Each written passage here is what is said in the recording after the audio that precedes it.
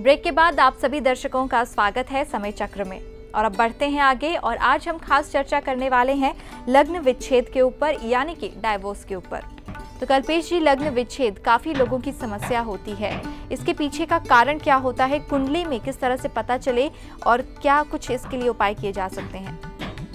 मित्रों, डाइवोर्स की यदि बात करें लग्न विच्छेद की, तो पहले ठीक से कुंडली दिखवाते नहीं है, ओनली उसमें गुण देखा जाता है कि कितने गुण मिले हुए हैं, उसके बाद शादी कर लेते हैं। न पंचम स्थान देखते हैं, संतान स्थान, और ओनली रुपया देख के भी कई बार शादी हो जाती है। लड़का अच्छा है, घर बार अच्छा है, तो पहले कुंडली दिखाने में बराबर ध्यान रखना है कि उसके अंदर उसके गुणांक नहीं, लेकिन एक दूसरे के ग्रह कितने इफेक्टेबल है।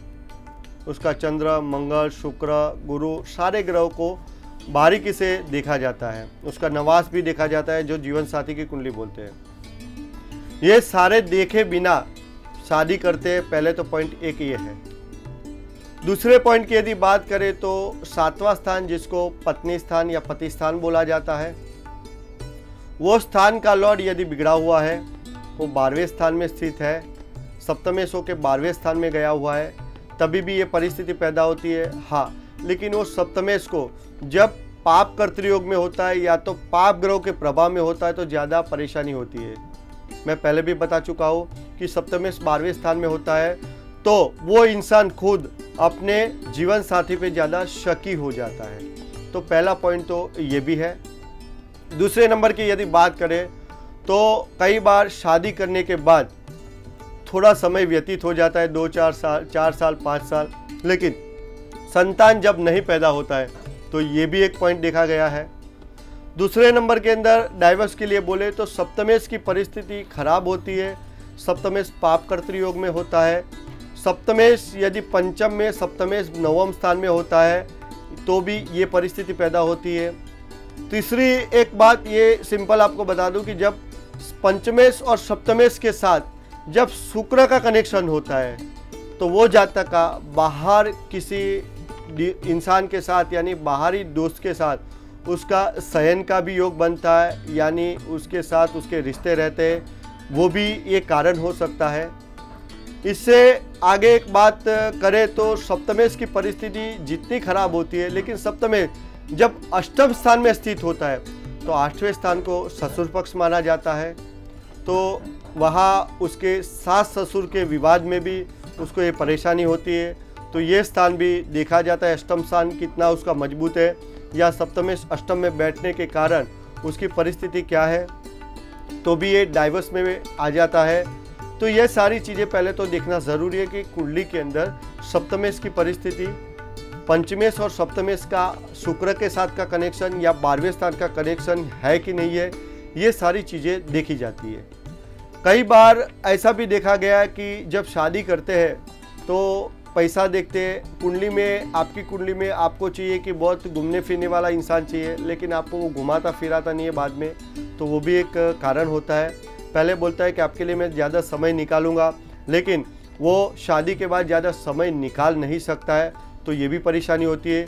पूरा सोमवार से लेकर शनिवार के बीच में जितना भी कार्य करो, लेकिन संडे का दिन भी यदि आप अपनी पत्नी के लिए या अपने बच्चों के लिए नहीं देते हो तो वो भी माइनस पॉइंट होता है। और एक दूसरी बात बता दूं कि जब चंद्रमा दोनों की कुंडली में वीक होता है, चंद्रमा राहु के साथ, केतु के साथ, या तो वो केतु के नक्षत्र में यानी अश्विनी, मघा या मूल नक्षत्र में होता है। अश्विनी नक्षत्र मेष राशि में आता है, मघा नक्षत्र सिंह राशि में आता है और मूल नक्षत्र धनु राशि में आता है।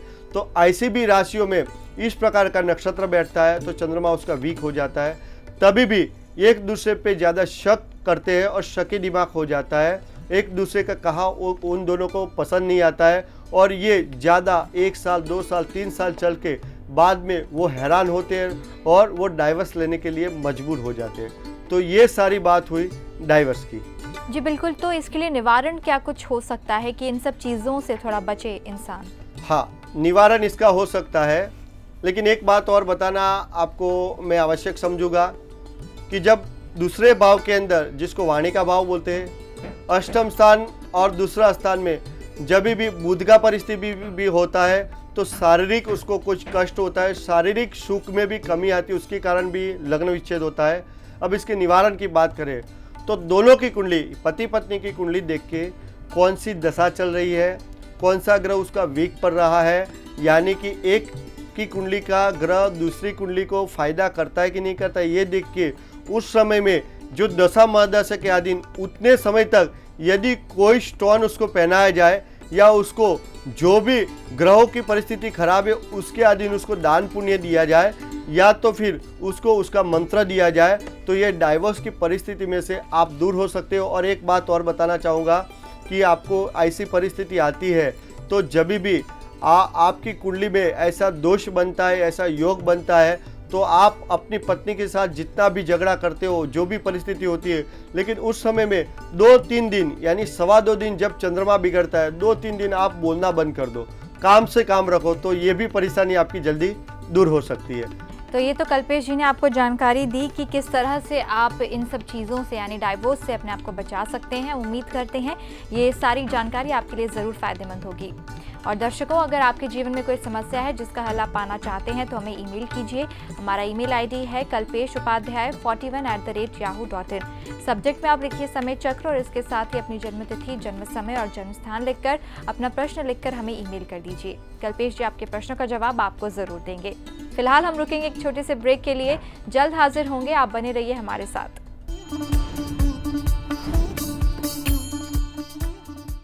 ग्रहों के रत्न खरीदने का विश्वास पात्र स्थल रोशनी जेम्स एंड ज्वेलर्स। ग्रहों के रत्न खरीद करें सर्टिफिकेट और बायबैक गारंटी के साथ, आपकी किस्मत चमकाएं।